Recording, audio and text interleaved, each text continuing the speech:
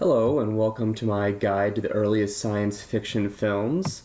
This is actually part 2 in the series. Part 1 covered the sci-fi films from 1895 to 1909, which I'll link to that in the description, but in this video I'm talking about the years 1910 to 1919.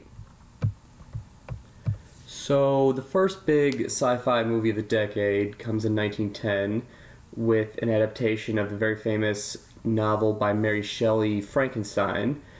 Obviously, there have been numerous versions of this book over the years, many different filmed adaptations, but this was the original.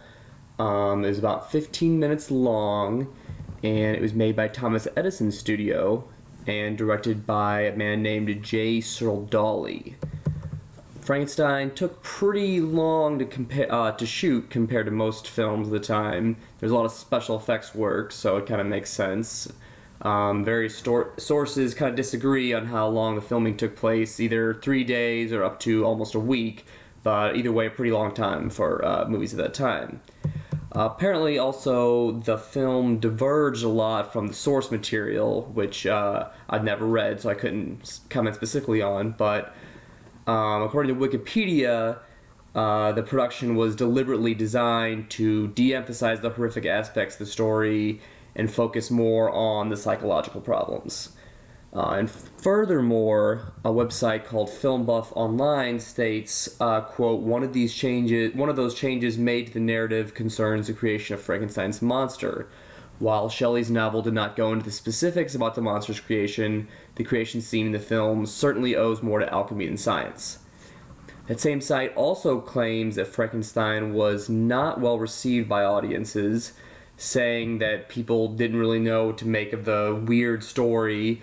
This kind of makes sense. It was one of the earliest horror films, so audiences weren't really used to that yet. Also, as you may imagine, certain, religious, moral people objected to the quote-unquote blasphemous content that they saw in it. Unfortunately, the film was considered lost for decades after its release, pretty much starting right after it came out up until the 70s. It was considered lost, and then in the 70s it was rediscovered, and in 1993 it was publicly screened for the first time since its original release. Next, there's a British sci-fi film from 1911 called Aerial Anarchists. It was directed by Walter R. Booth, and he also made the 1909 film The Airship Destroyers, which I talked about in the first video. Like that film, the plot centers on an attack on London using aerial warfare. Unfortunately, as of now, no surviving footage has been found. After that, we move forward a couple years to 1913 with a British film called A Message from Mars, directed by J. Wallet Waller. The plot involves an alien from, as you may have guessed, Mars, coming to Earth to show the main character the error of his ways.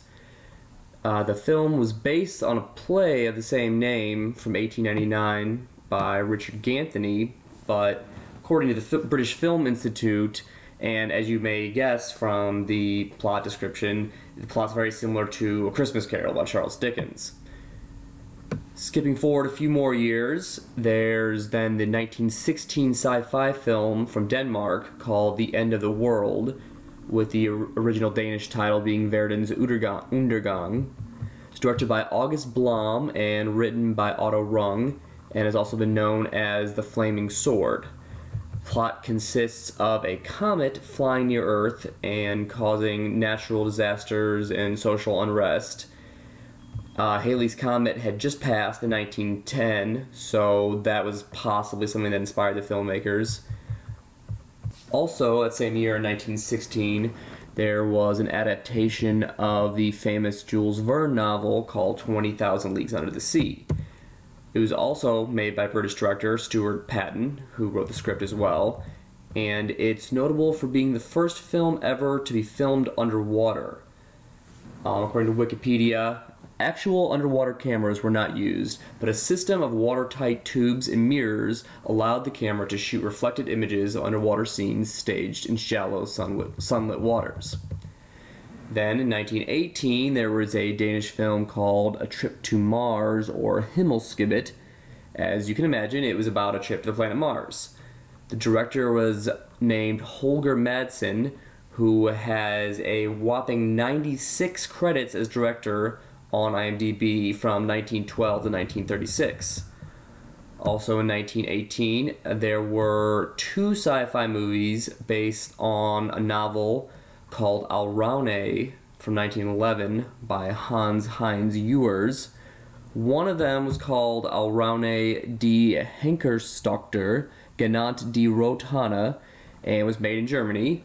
It was directed by Eugene Illis and Joseph Klein, and when it came out in the United States, it was just called Sacrifice. Like the novel it was based on, it has a pretty disturbing premise. The idea is that a doctor uses the sperm of a dead man to get a prostitute pregnant. Sounds pretty morbid. The other version that year was just called Alraune. It was made in Hungary. The director was Michael Curtiz, who later had a very successful career in America. Not only did he win the Best Director for Casablanca, but he also made other famous movies such as White Christmas, Angels with Dirty Faces, and The Adventures of Robin Hood. Next year, in 1919, there were 3 sci-fi themed films. First, we have a lost film called The Master Mystery, which featured a robot and starred famous magician Harry Houdini. The directors were Harry Grossman and Burton L. King, and it was written by Arthur B. Reeve and Charles Logue. Then we have The First Men in the Moon, based on a 1901 H.G. Wells novel of the same name. That was directed by Bruce Gordon and J.L.V. Light, and it's often referred to as the first film adapted from a science fiction novel. Finally, we come to Die Arke, or The Ark, a 2-part film from Germany, directed by Richard Oswald. It's set in the future after civilization has been destroyed, making it one of, if not the earliest, post-apocalyptic movies.